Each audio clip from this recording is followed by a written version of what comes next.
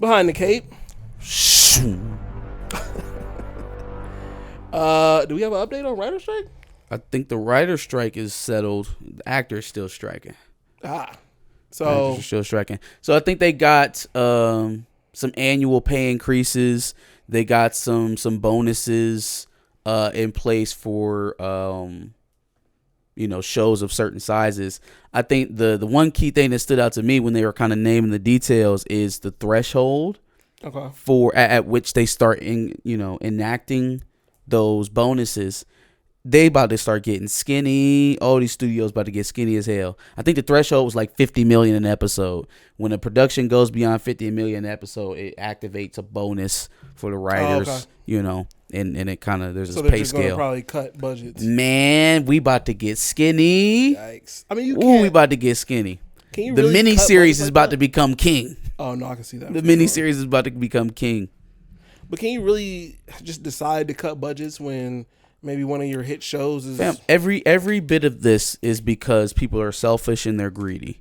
Yeah. Right? Every bit of all of these labor strikes across America, across the world, really, it's greed is at the core of it. So yeah, eventually they will coalesce and find a way to start siphoning some of that excess money back into their bonuses and away from people's regular wages.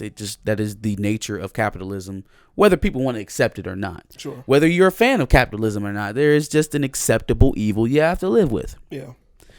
So yeah, eventually they will find a way for sure, and that's just the most obvious one to me. Like, okay, bonuses triggered at 50 million. We got a bunch of productions coming in at 47.5 million. 48.75. That's crazy. I'm saying. That is nuts. I'm saying.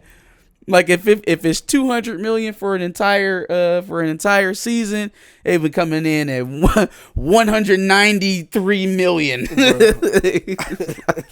If they get too close, somebody got to get cut. They got to get cut from the whole production. Edited out of the whole show. We're gonna start seeing CGI look like Power episodes. Man, they about to get skinny. But here's the thing, though. Here's the thing, right? Think about some of your favorite television shows outside of like the huge shit that is impossible to do without large productions like Game of Thrones or shit like that, or your Marvel shows. Yeah. What's some of my favorite work right now? Rap shit. No, I mean I like rap shit, but not my favorites. My favorite like thing Succession? on TV. Succession, very practical budget. Very practical budget. Now, where it probably gets expensive for them is all of those like live shots of being at fucking Davos or wherever the fuck they flying off to. Yeah. But in terms of, I feel like their regular operating budget when they're not spending money flying somewhere, when they're just walking around New York, how much could that cost them to rent some fucking cars and some suits? Like that's gonna cost them, but nowhere near. They're not costing $50 million an episode. Absolutely not. Yeah. Again, that the epic, not the finale, but the kind of crescendo of the season when Logan died. Listen, if you haven't watched Succession, go forward about 30 seconds. Spoiler alert. When when the old guy kicks the bucket, right? That entire episode was shot with 2 cameras. They shot the whole episode with 2 cameras that rolled continuously one time. First of all, that is fucking genius. That's filmmaking right there, boy. But they couldn't have spent anywhere near $50 million doing that. That's also really tough to do, though.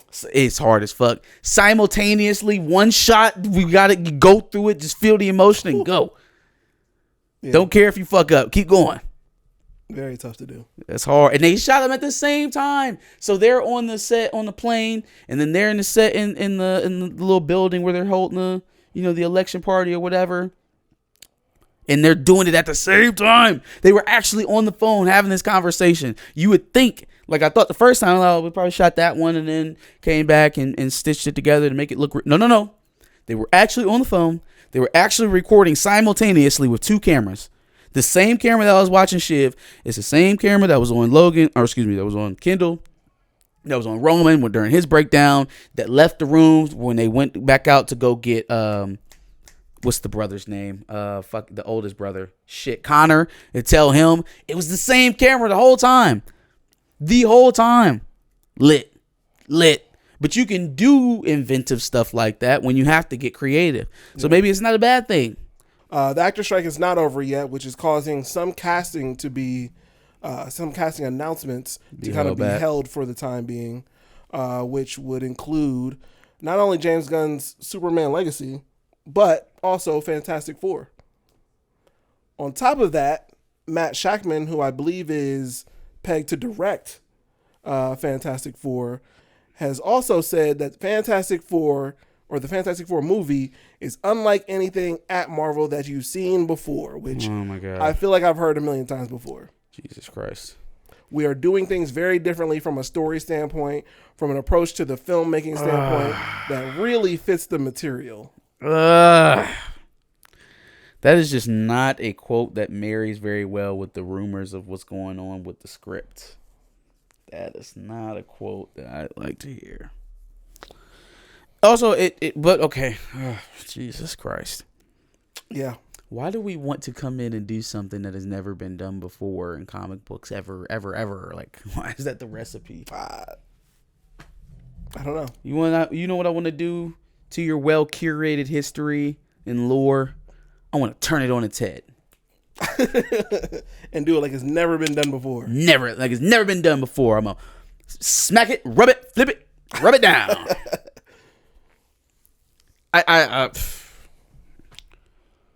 It's so simple. Just like take the source material and make a movie. Just do the thing, man. Just do the fucking thing.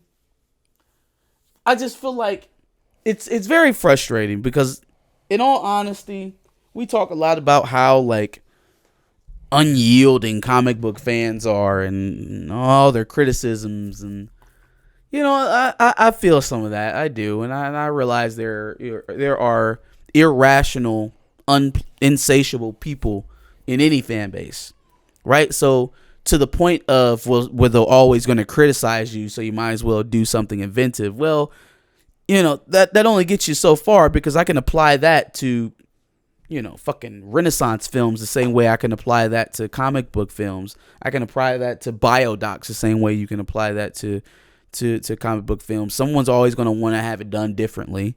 So that's not an excuse to come in with these like wild arching like deconstructions of characters or teams or comic book lore or preconceived notions on concepts in comic books. It's just not necessary, man. It's not a place where it plays very well, where people are just coming in expecting to get what they know. It's so easy, right? It's an assembly line. They come here expecting the junk food, and you're trying to feed them sous vide leg of lamb with truffles and buttered baby carrots. I came here for a Big Mac. I came here for Marvel slop. Shit, like, please. Just feed the beast, man. Trying to feed a bear lettuce. Don't want it. Keep your rabbit food. I don't, you know, I mean, we haven't gotten a synopsis yet. We haven't got any castings. Long road we have until Fantastic Four. But man, I don't love the quote. Don't love it. Don't love it at all. No, that's fair enough. And like I said, I feel like we've heard it before, and then it turns into a disaster. What does that mean? Like something that we've never seen before in Marvel. What does that mean? What does that mean? Are you going to try to inject something into Marvel that is adverse or, you know, doesn't mesh well with comic book content? I'm not a fan of that. I'm just not. I'm not saying it can't work well in other movies. And I can't say it's not well intentioned. It just does not fit my idea of what I'm expecting to see when I go and see Fantastic Four. Having expectations is not a bad thing. It's not. Expecting something from the products that you buy, whether that be art, whether that be gas, whether that be electricity, whether it be food, having a level of expectancy for the things that you purchase, no matter what it is not a bad thing. And I will not allow a conglomerate to try and convince me that my expectations of them when I give them my money are unfounded or unwarranted, unrealistic, unnecessary. Okay, then screw your fucking content. I'm the consumer. Cater to my wants and needs. Fam, that's the only way it gets done. Why do we keep inching closer and closer to like forced spending? Like, you keep letting us go down this road. It's going to come to a point where like you feel obligated to support brands because they are who they are. Not because you want something from them. Not because they're serving a need or making your life easier or even giving you the things that you want. But because they are who they are, you have to give them your money. Is the kind of brain melt we're floating into with this stuff. Yeah. Just take it because it's what we give you, and it's what we say it is. Yeah. Instead of trying to find a way to sell to you. Doesn't make sense. No. Would you prefer to talk about Chris Rock or recast first? Let's do recast and then send it home with old slapped face. So it's very interesting that Disney finds themselves in yet another very prevalent recast situation. It's not interesting. It's karma. It is. You reap what you sow. We predicted this. Actors, and you know, R.I.P. Ray Stevenson. This is not speaking specifically on his death, but they are, you know, notoriously volatile figures. Like, if anybody, you know, kicks the bucket out of nowhere pretty often, it's entertainers, it's actors, it's people of high status that live different lives than us, than normal people. Sure. So it wasn't very hard to predict that someone else, be it in Marvel or Star Wars or any studio under the Disney umbrella, would pass away during production. It's kind of the reason why they have insurance policies on these actors. And yes, they absolutely would 100% have needed to have a insurance policy on every single star of their major motion pictures. It's how American corporations work. Every single star. I ain't gonna get too specific. Just take that how you will. Anybody who is leading a production at Disney Studios has an insurance policy on them while they are shooting. Insurance policies come with physicals, full workups. Everything would come up in that screening. Everything. Okay, that's about as heavy-handed as I'm gonna be. But anyways, it's a volatile lifestyle, right? It's not very hard to predict that someone else would pass during production at some point. Now, do I think that they thought they were going to have two of these within, 3 years of them making the decision never to recast T'Challa? I don't think you could have predicted that. But I mean, the more that they recast, the more blatant it will be that it's a hypocrisy. And honestly,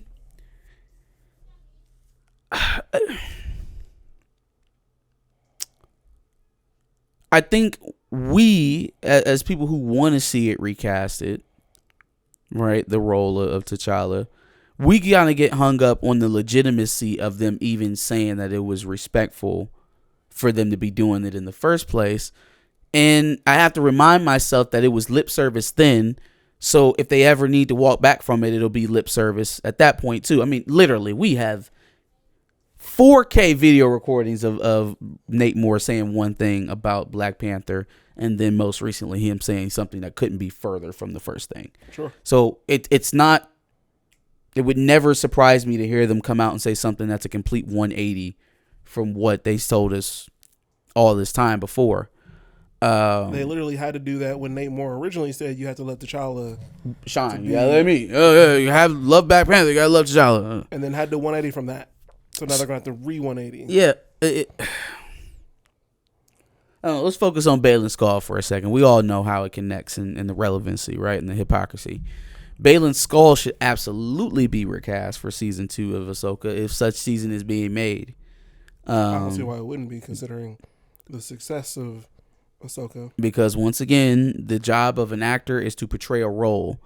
And if ever that actor was not able to continue that role, it would either be the most selfish of them, the most vain, the most arrogant of them that would want to claim the role in their passing, or it would be one that didn't have a very good understanding of what their job was in the first place. You do not hear great actors talking about hoarding roles, at least not publicly, which leads me to believe that that is not a virtue that they would want seen. Never heard Keaton, Kilmer, Clooney, Bale talking about, I don't want anyone ever to play this ever again. Not even as a leak.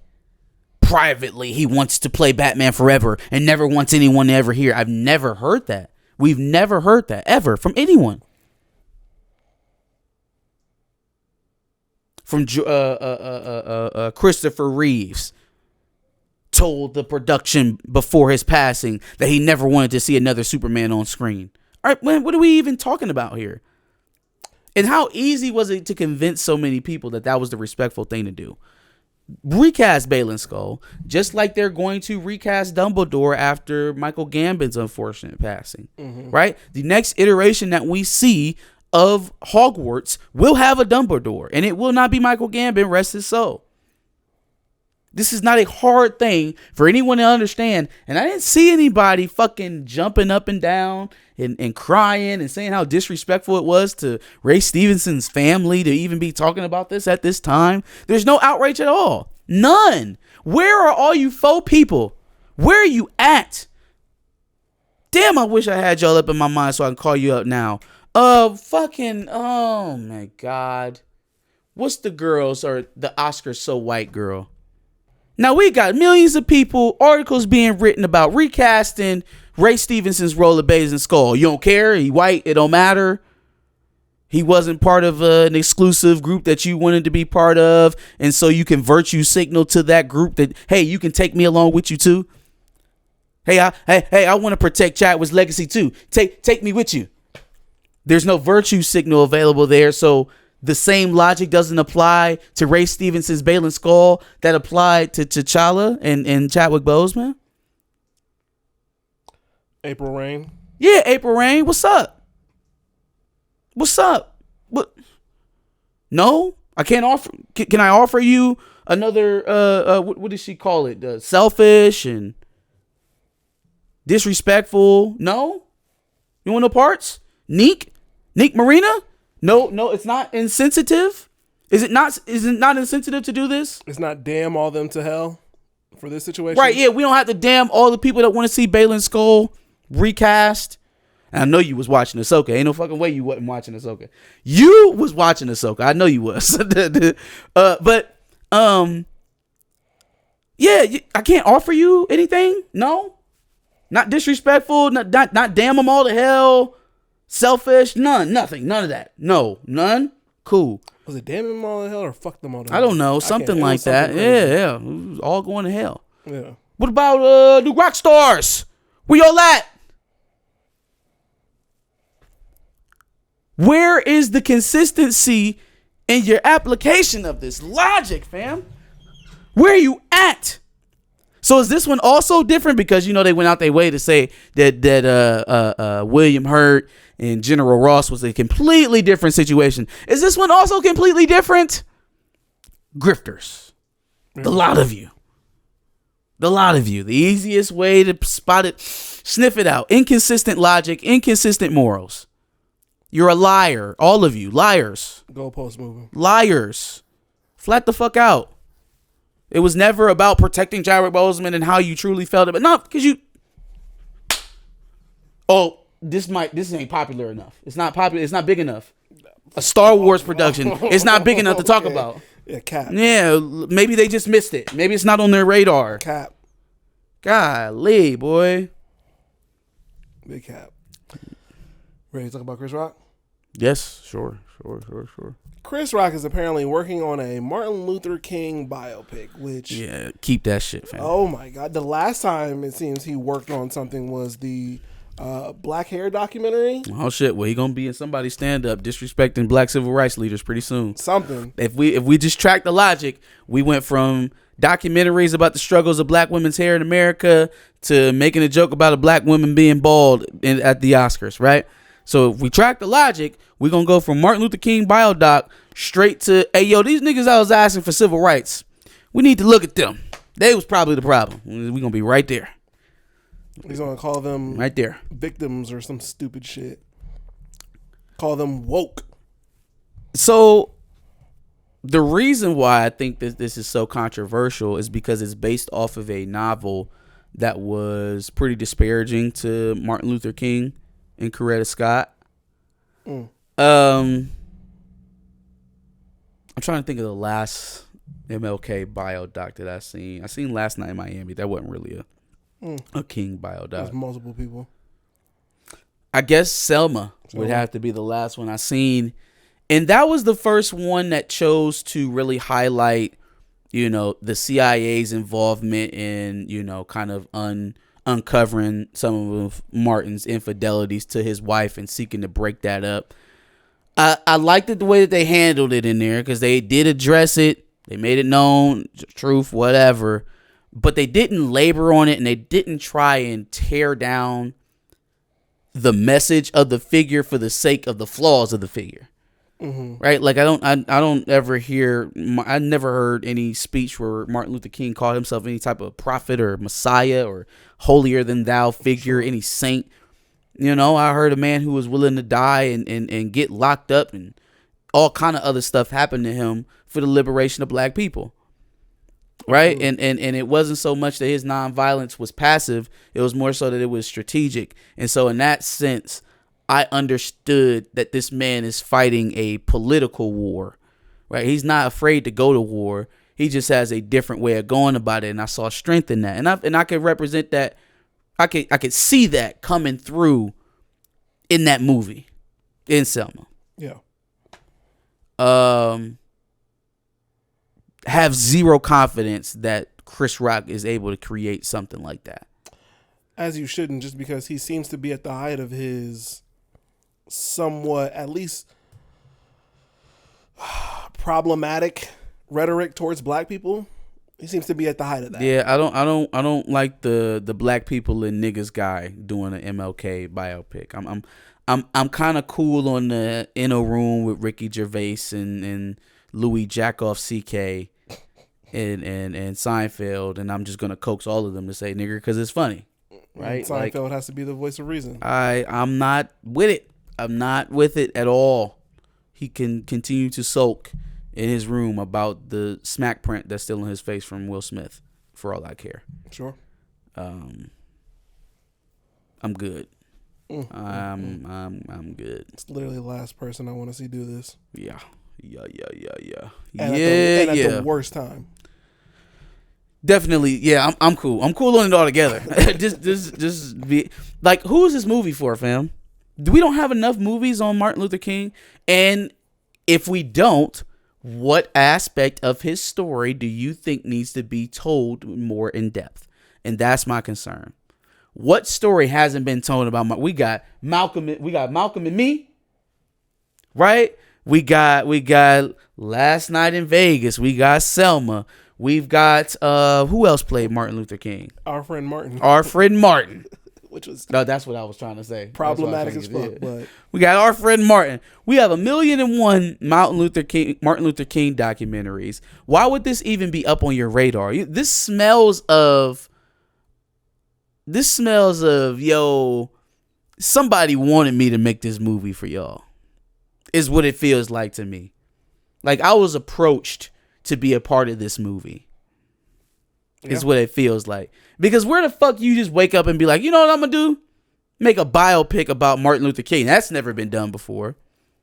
I don't trust you, man. I don't trust you. For sure.